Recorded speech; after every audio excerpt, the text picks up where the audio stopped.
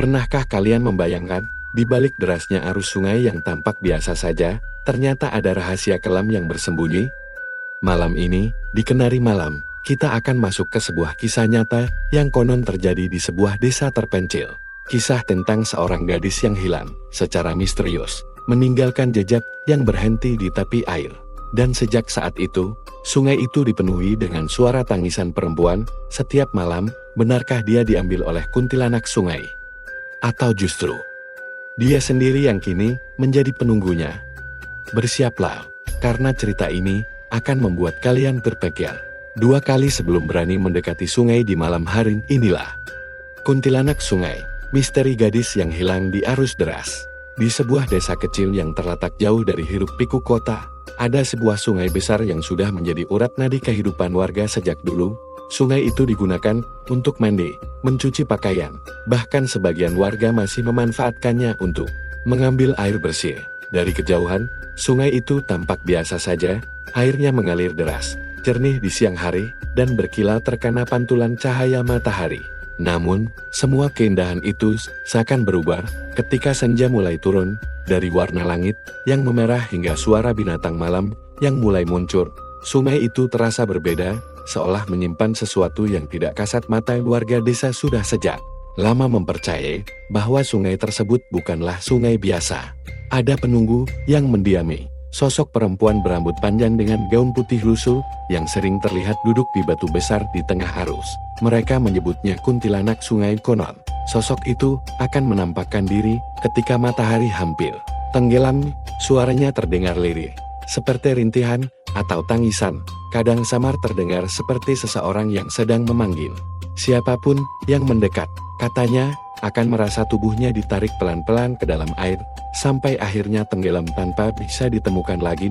Cerita tentang kuntilanak sungai sudah diwariskan turun-temurun. Orang-orang tua di desa sering mengingatkan anak-anak mereka, jangan pernah mandi atau bermain di sungai setelah azan maghrib. Katanya, itu waktu rawan di mana batas dunia manusia dan makhluk halus jadi sangat tipis. Banyak cerita dari mulut ke mulut tentang orang yang hilang secara misterius. Di sungai itu, ada seorang bapat yang katanya sedang mencuci jala, tiba-tiba terseret arus. Padahal arusnya tidak sedang deras. Mayatnya tidak pernah ditemukan. Ada juga kisah tentang anak kecil yang main ke sungai sore-sore, lalu tak kembali. Orang-orang hanya menemukan sandal kecilnya di pinggir batu.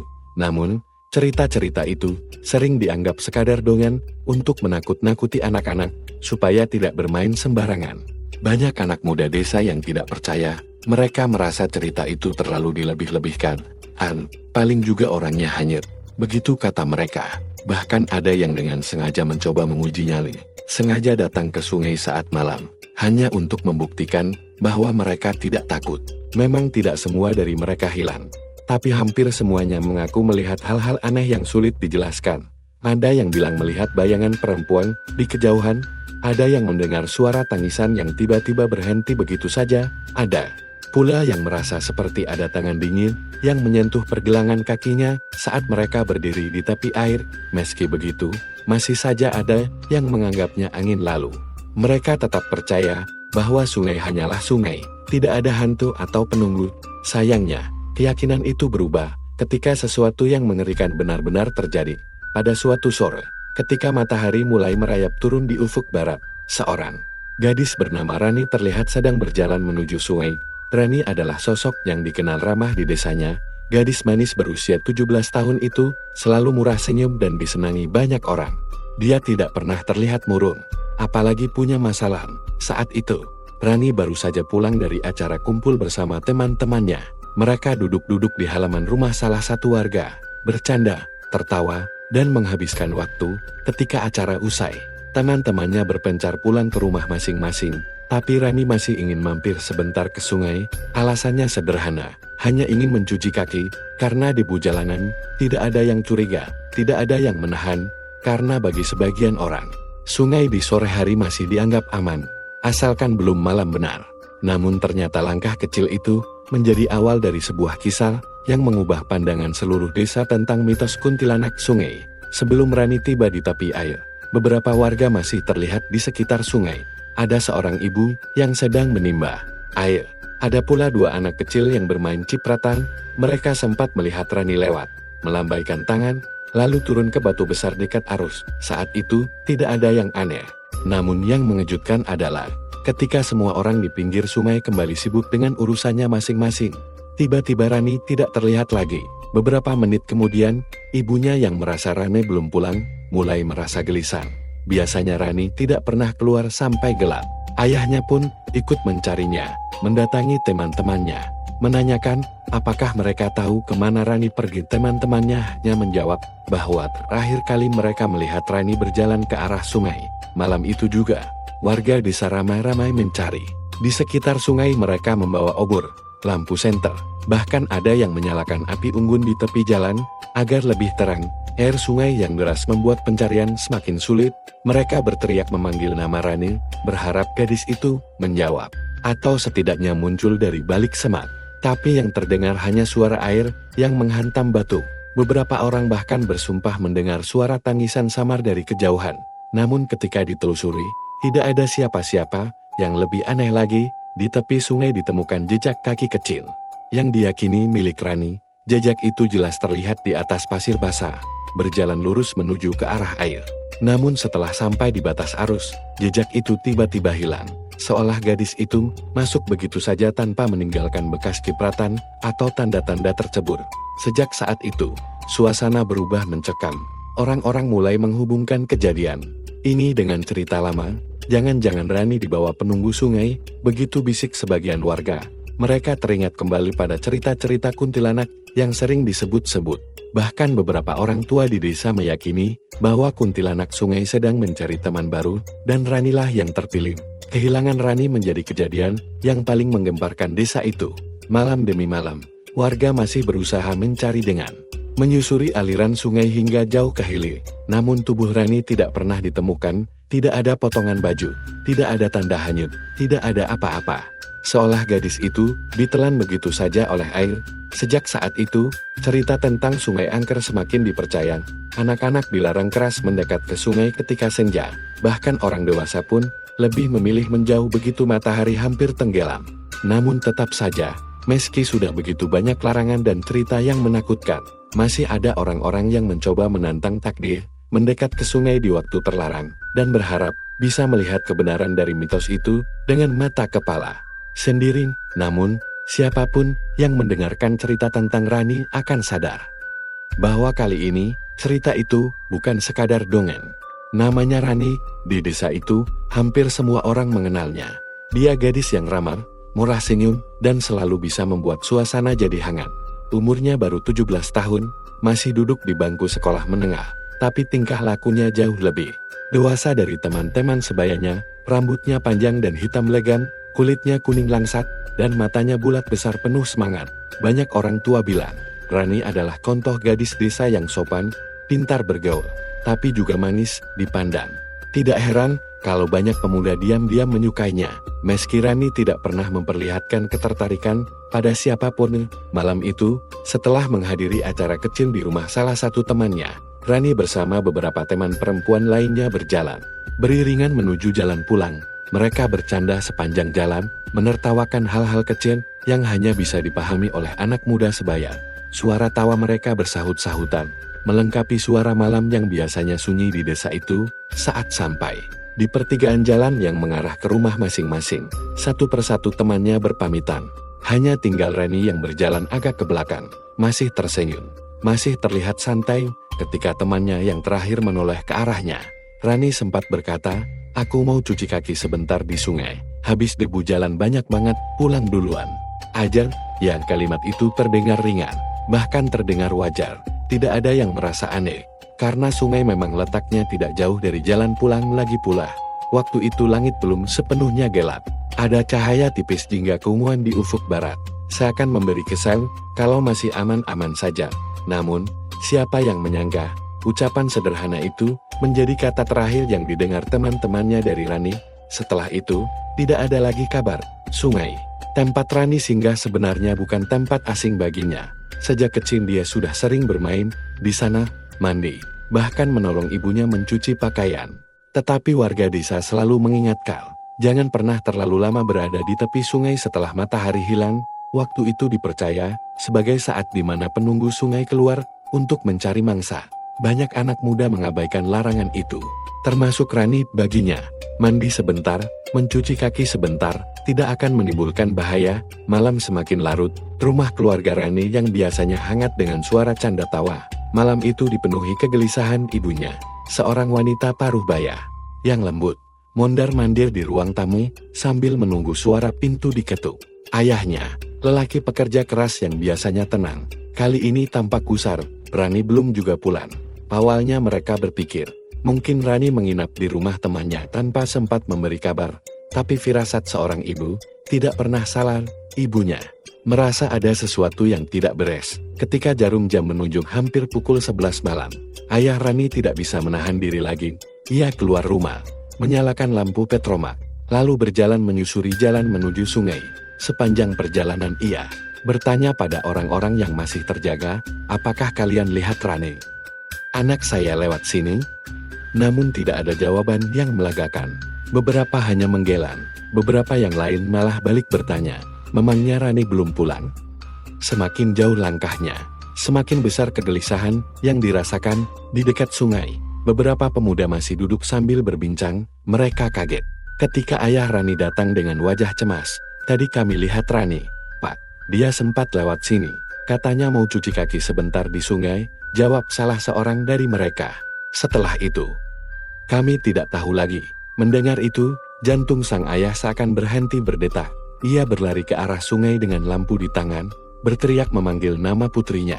Namun, yang terdengar hanya suara air sungai yang berderu deras menghantam batu. Tidak ada sahutan, tidak ada bayangan Rani. Hanya kegelapan yang seakan menelan segalanya. Keesokan paginya, kabar hilangnya Rani langsung menyebar ke seluruh desa. Orang-orang datang berbondong-bondong ke rumah keluarganya. Beberapa membawa makanan untuk menghibur, beberapa menawarkan tenaga untuk mencari. Suasana pagi itu jauh dari biasan desa yang biasanya ramai dengan aktivitas mendadak terasa tegang. Semua orang hanya membicarakan satu hal, hilangnya Rani. Pencarian pun dimulai. Puluhan warga menyusuri sungai. Ada yang membawa bambu panjang untuk mengorek di bawah air. Ada yang menyelam ke bagian dangkal. Ada pula yang hanya berdiri di tepi sambil memanggil namanya. Tapi anehnya, tidak ada tanda-tanda sama sekali. Seolah gadis itu lenyap begitu saja. Yang membuat bulu kuduk merinding adalah ketika seorang bapak menemukan jejak kaki kecil di atas pasir basah. Jejak itu jelas mengarah ke sungai, persis seperti kaki seseorang yang berjalan pelan. Semua orang yakin itu jejak kaki Rani. Tapi yang membuat mereka terdiam adalah jejak itu berhenti tepat di tepi air. Tidak ada bekas terpeleset, tidak ada cipratan air, tidak ada tanda-tanda orang jatuh. Jejak itu berhenti seolah-olah tubuh Rani diserap begitu saja ke dalam arus. Ibunya menangis histeris, sementara ayahnya hanya terdiam dengan mata merah menahan amarah dan sedih. Beberapa warga mencoba menenangkan. Ada juga yang berbisik-bisik membicarakan hal yang selama ini dianggap mitos. Ini pasti ulah penunggu sungai, kata seorang lelaki tua. Sudah sering terjadi, tapi kita selalu menolak percaya. Bisikan itu membuat suasana semakin mencekam. Apalagi menjelang malam kedua, beberapa orang yang ikut mencari bersumpah mendengar suara tangisan samar dari arah sungai. Tangisan itu panjang, lirih, seolah datang dari seorang perempuan yang sedang kesakitan. Suaranya naik turun mengikuti arus. Kadang terdengar jelas, kadang ngenyap begitu saja. Tidak ada satupun yang berani mendekat lebih jauh. Mereka hanya saling pandang dengan wajah pucat, lalu buru-buru pulang sebelum gelap benar-benar menelan. Desa keluarga Rani semakin tidak tenang. Malam itu, rumah mereka dipenuhi orang yang berjaga. Para tetua desa duduk melingkar sambil membaca doa, berharap Rani bisa ditemukan, atau setidaknya diberi petunjuk. Tetapi malam terus berjalan tanpa jawaban. Yang terdengar hanya isak tangis ibunya dan suara serangga malam yang tak pernah berhenti. Hari berganti hari, pencarian tetap dilakukan. Sungai itu ditelusuri hingga jauh ke hilir. Perahu kecil digunakan untuk menyusuri setiap sisi. Bambu panjang digunakan untuk mengorek lumpur di dasar sungai. Namun tetap tidak ada hasil, tidak ada jasad, tidak ada baju, tidak ada jejak apapun. Kejadian ini membuat banyak orang yakin bahwa Rani bukan tenggelam karena arus, melainkan diambil oleh sesuatu yang tidak kasat mata. Sejak saat itu, suasana desa tidak pernah sama lagi. Anak-anak tidak berani keluar rumah ketika senja. Para orang tua semakin ketat melarang siapapun mendekati sungai ketika malam. Bahkan orang dewasa pun lebih memilih menimba air sebelum sore, karena mereka tidak mau ambil risiko. Namun, teror itu ternyata baru saja dimulai. Karena setiap kali malam tiba, suara tangisan yang aneh terus terdengar, membuat bulu kuduk siapapun yang mendengarnya berdiri, dan semua orang tahu, suara itu bukan milik siapapun di desa. Malam itu, setelah pencarian Rani dihentikan sementara, suasana desa benar-benar berbeda. Biasanya, di jam-jam seperti itu, masih ada beberapa rumah yang terang benderang, anak-anak berlarian, atau pemuda yang duduk-duduk sambil mengobrol di POS ronda. Tapi sejak hilangnya Rani, seakan ada rasa takut yang menyelimuti seluruh warga. Jalan-jalan desa menjadi sepi lebih cepat dari biasanya. Lampu minyak di teras rumah memang masih menyala, tapi jendela dan pintu rapat tertutup. Orang-orang memilih berkumpul bersama keluarga di dalam rumah, seolah takut kalau keluar sedikit saja, sesuatu dari kegelapan akan menunggu. Ayah Rani malam itu tidak tidur. Ia duduk di kursi bambu dekat pintu, memandangi jalan yang gelap, berharap ada bayangan putrinya yang datang. Ibunya sudah kehabisan air mata. Sesekali ia tersengal karena tangis, kemudian terdiam, lalu menangis lagi. Beberapa tetangga ikut berjaga, memberi penghiburan dengan doa dan obrolan pelan. Tapi wajah mereka pun tidak bisa menyembunyikan ketakutan. Semua orang sadar, sesuatu yang tidak masuk akal sedang terjadi. Tepat tengah malam, ketika suasana benar-benar sunyi, terdengar suara samar dari arah sungai. Awalnya tidak begitu jelas, hanya seperti angin yang bertiup membawa nada panjang. Tapi semakin lama suara itu semakin nyata, seperti suara seorang perempuan yang menangis lirih, pilu, dan putus asa. Suara itu datang berulang-ulang, kadang memanjang, kadang terputus, lalu muncul lagi. Semua yang mendengar langsung merinding. Beberapa pemuda yang sedang duduk di pos ronda awalnya mengira itu suara hewan malam, mungkin burung hantu atau binatang liar di hutan. Tapi ketika mereka diam dan benar-benar mendengarkan, jelas sekali itu suara manusia. Tangisan itu seperti berasal dari tepi sungai, tapi terdengar seolah menyebar ke seluruh desa. Suara perempuan yang menangis panjang, kadang disertai isakan, lalu tiba-tiba berubah menjadi rintihan halus. Orang-orang yang mendengarnya saling berpandangan. Wajah mereka pucat, tidak ada yang berani bicara keras, seakan takut kalau suara mereka bisa memanggil sosok yang menangis itu. Seseorang akhirnya memberanikan diri berkata pelan, Itu suara Rani, ya." Kalimat itu membuat bulu kuduk berdiri. Benar, tangisan itu terdengar sangat mirip dengan suara Rani. Orang-orang yang mengenalnya merasa yakin itu memang suaranya. Beberapa warga laki-laki berinisiatif mengambil senter dan pergi ke arah sungai. Mereka berjalan hati-hati, menyalakan obor agar tidak terlalu gelap. Semakin dekat ke sungai, suara tangisan itu terdengar makin jelas, seolah ada seseorang yang duduk di tepi air, menangis tanpa henti.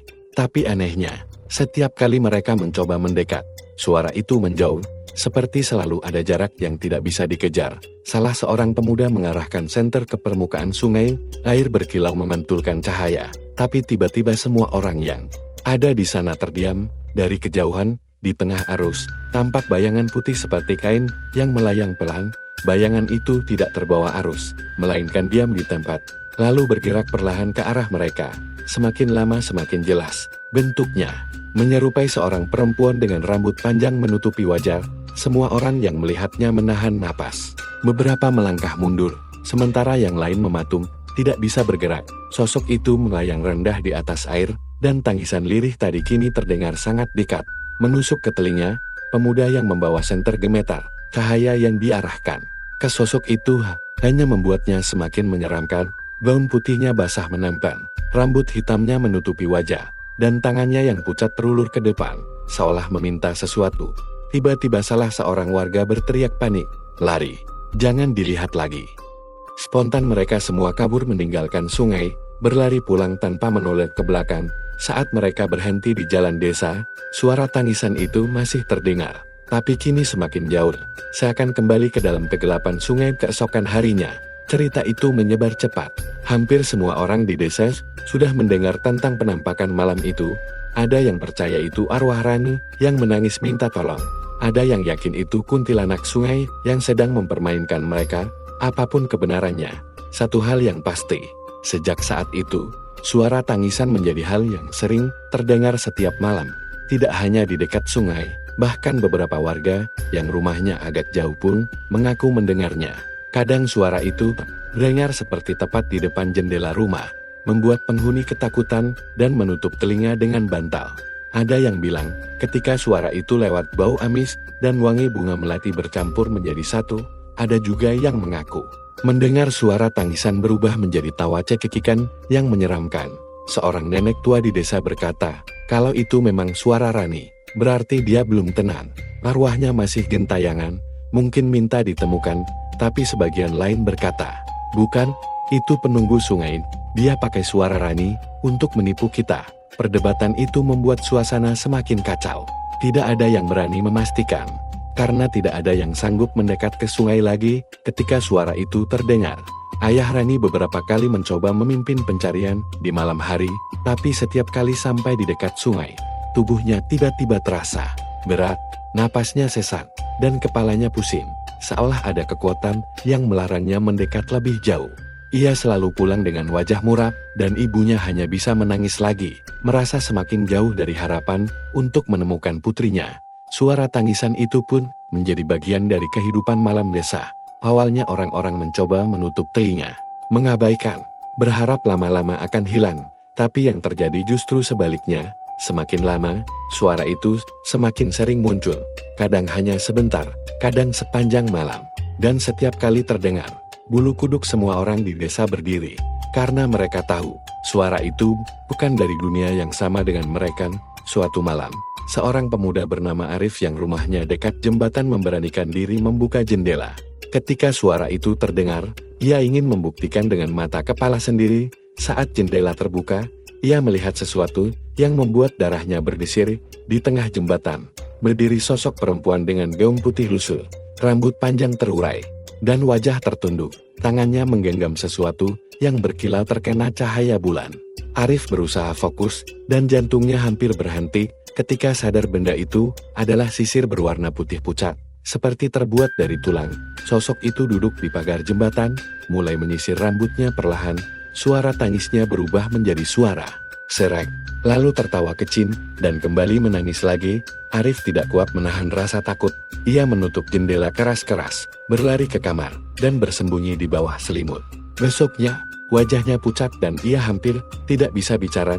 Sejak itu, Arif tidak pernah berani keluar rumah. Di malam hari lagi, cerita demi cerita terus bermunculan. Semakin banyak orang yang mengalami hal-hal aneh, mulai dari mendengar tangisan, melihat bayangan putih, hingga merasakan hawa dingin yang tiba-tiba muncul. Semua orang yakin, hilangnya Rani telah membuka pintu yang seharusnya tidak dibuka. Sungai itu bukan hanya tempat mengalirnya air, tapi juga tempat bersemayamnya sesuatu yang kelam dan kini. Setiap malam, suara tangisan itu menjadi pengingat bahwa ada misteri besar yang belum terpecahkan, dan mungkin tidak akan pernah bisa dijelaskan. Setelah malam-malam penuh tangisan itu, desa tidak pernah benar-benar tenang lagi. Setiap orang punya ceritanya masing-masing, dan satu demi satu kesaksian mulai bermunculan, membuat misteri hilangnya Rani semakin menyeramkan. Semakin banyak cerita, semakin yakin orang-orang bahwa penunggu sungai bukan sekadar dongeng yang diwariskan nenek moyang, melainkan sesuatu yang nyata, hidup, dan sedang menunjukkan dirinya. Cerita pertama datang dari seorang pemuda bernama Hasan. Malam itu ia sedang pulang dari ladang, agak larut, karena harus membereskan peralatan. Jalan yang ia lalui melewati jembatan kecil di atas sungai.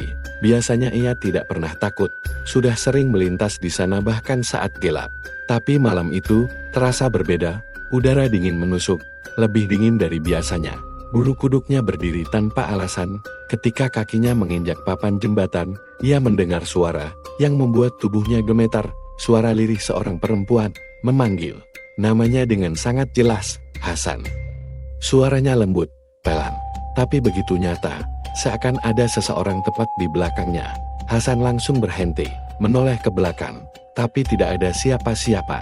Yang ada hanya kegelapan pekat dan suara arus air yang deras. Ia mencoba menenangkan diri, mengira mungkin hanya halusinasi karena lelah. Tapi baru saja ia melangkah lagi, suara itu terdengar lagi.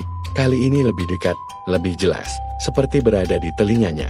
Hasan ia merinding setengah mati, dengan tergesa-gesa ia berlari menyeberangi jembatan, tak peduli papan jembatan berderit keras di bawah kakinya.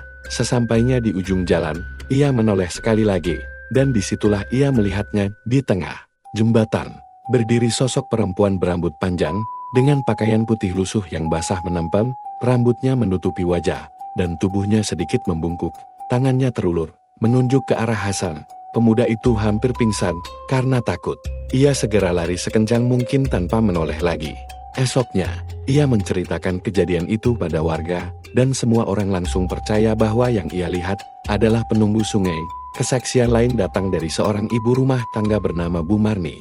Rumahnya cukup dekat dengan sungai, dan setiap malam ia sering mendengar suara-suara aneh. Suatu malam, saat ia bangun untuk menimba air, ia melihat sesuatu yang membuatnya lemas. Di batu besar yang menjorok ke sungai, terlihat sosok seorang gadis duduk membelakangi.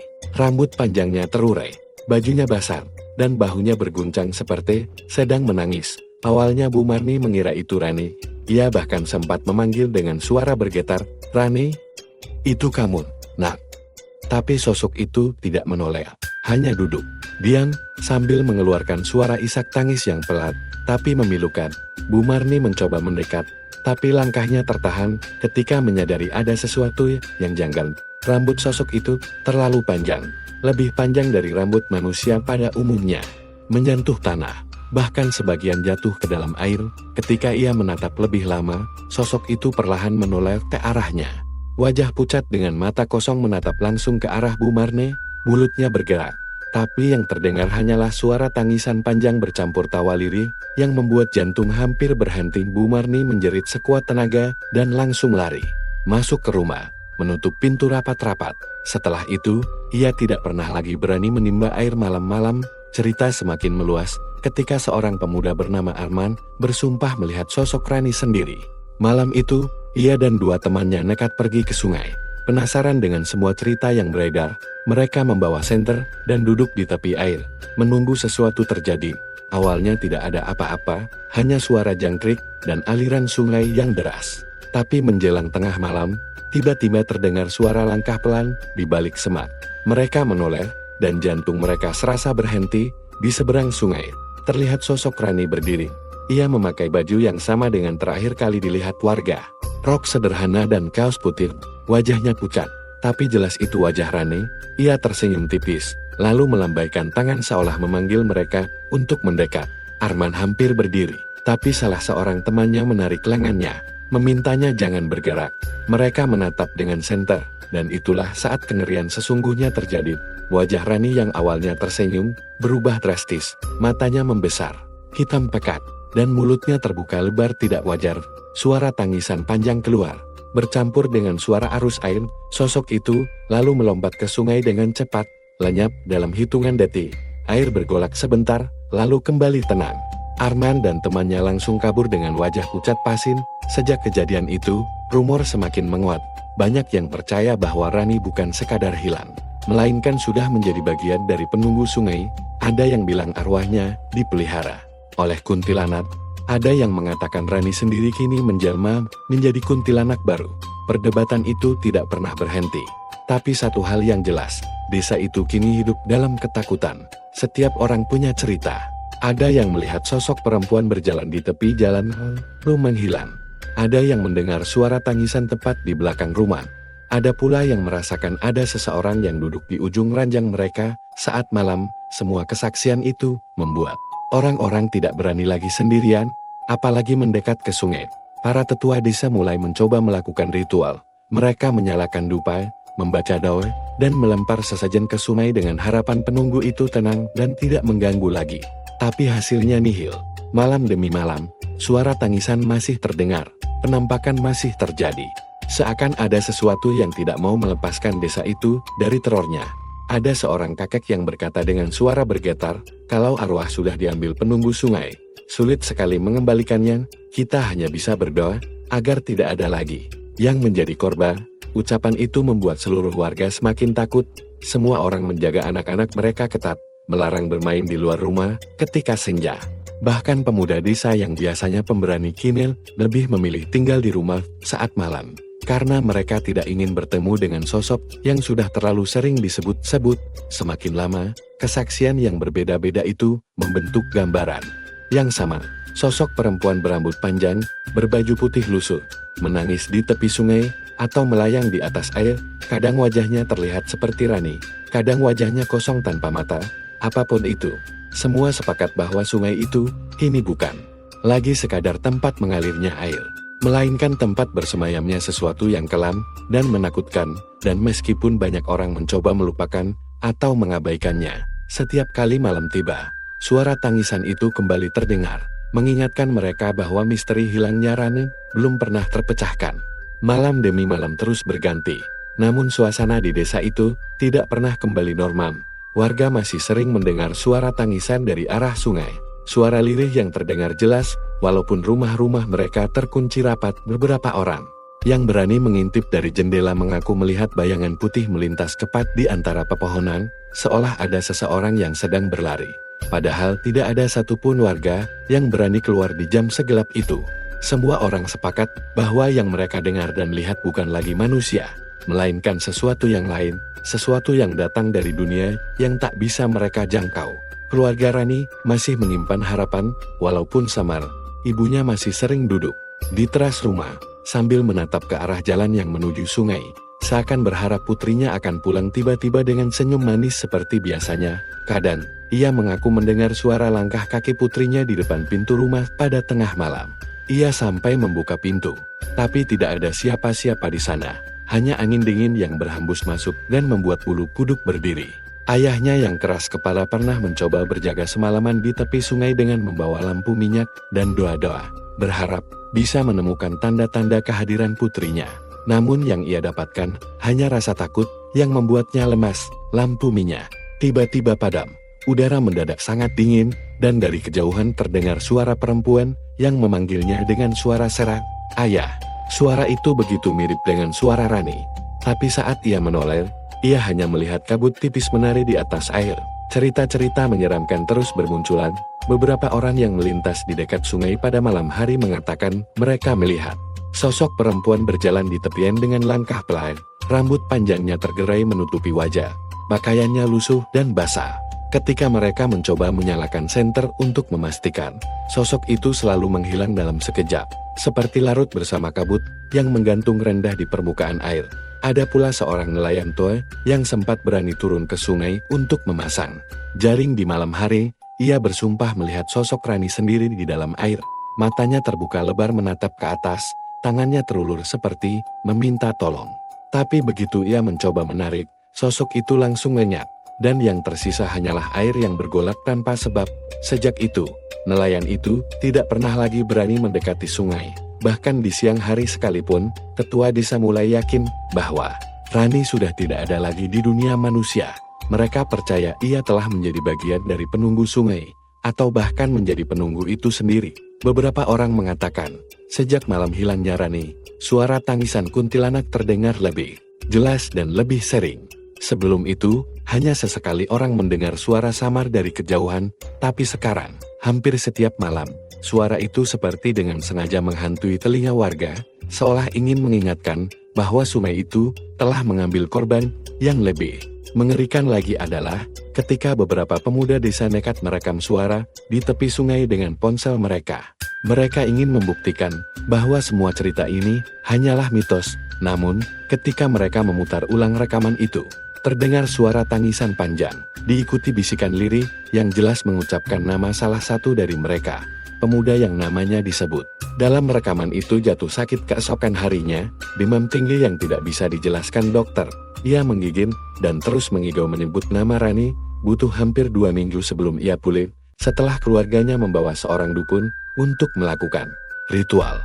Sejak itu, tidak ada lagi yang berani mencoba merekam apapun di sekitar sungai.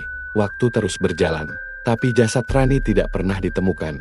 Tidak ada satupun tanda nyata tentang apa yang sebenarnya terjadi padanya. Sungai tetap mengalir deras, membawa rahasianya jauh ke dalam kegelapan. Setiap kali ada yang bertanya, kemana Rani sebenarnya pergi? Jawabannya hanya hening. Desa itu hanya bisa menunduk, pasrah, dan hidup dengan rasa takut yang tidak pernah benar-benar hilang. Beberapa orang percaya bahwa arwah Rani sesekali kembali ke desa, mencoba memberi tanda bahwa ia masih ada. Seorang anak kecil pernah menangis di tengah malam karena melihat kakaknya yang sudah hilang berdiri di dekat jendela kamar, menatapnya tanpa berkedip. Namun ketika orang tuanya memeriksa, tidak ada siapa-siapa. Seorang bapak pernah bermimpi didatangi Rani, wajahnya pucat dengan air mata yang terus mengalir. Dalam mimpinya, Rani hanya berkata, "Aku dingin, ayah."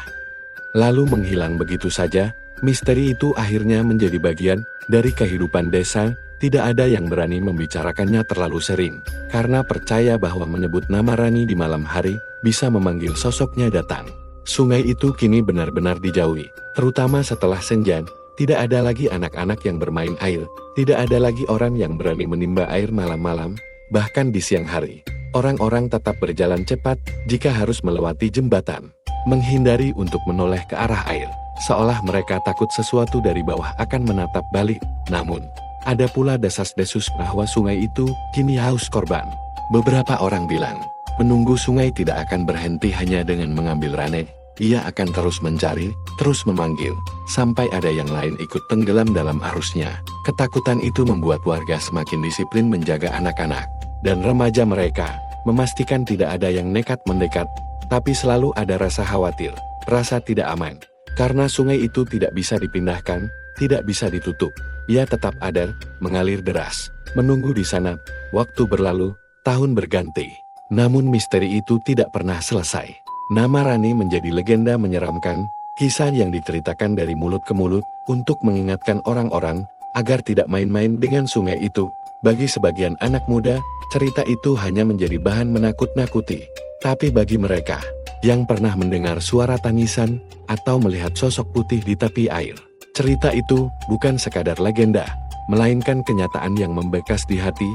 Hingga kini, tidak ada yang tahu apakah Rani benar-benar menjadi kuntilanak sungai, atau arwahnya masih terjebak dalam arus deras, menunggu seseorang menolongnya. Yang jelas, setiap kali malam tiba dan suara tangisan terdengar dari kejauhan, semua orang hanya bisa berdoa dalam hati, berharap mereka tidak dipanggil oleh suara itu. Karena di desa itu, semua orang percaya, sekali kau menjawab panggilan dari sungai, maka kau tidak akan pernah kembali lagi. Dan begitulah misteri yang belum terpecahkan itu tetap hidup, mengalir bersama derasnya arus, selamanya menjadi bagian dari cerita kelam yang menakutkan. Cerita tentang seorang gadis yang hilang di sungai, dan kuntilanak yang masih terus menunggu di tepian malam. Dan sampai sekarang, jasad Rani tidak pernah ditemukan. Sungai itu tetap mengalir deras, menyimpan misteri yang tidak pernah terpecahkan.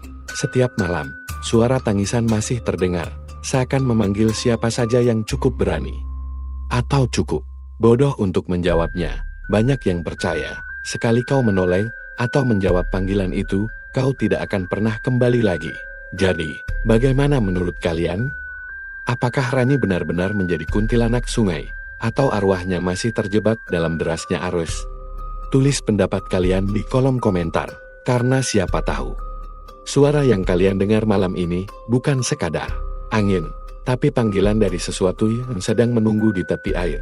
Terima kasih sudah mendengarkan cerita ini bersama Kenari Malam. Jangan lupa untuk like, share, dan subscribe, agar kalian tidak ketinggalan kisah horor mencekam berikutnya. Sampai jumpa di cerita selanjutnya. Kalau kalian masih berani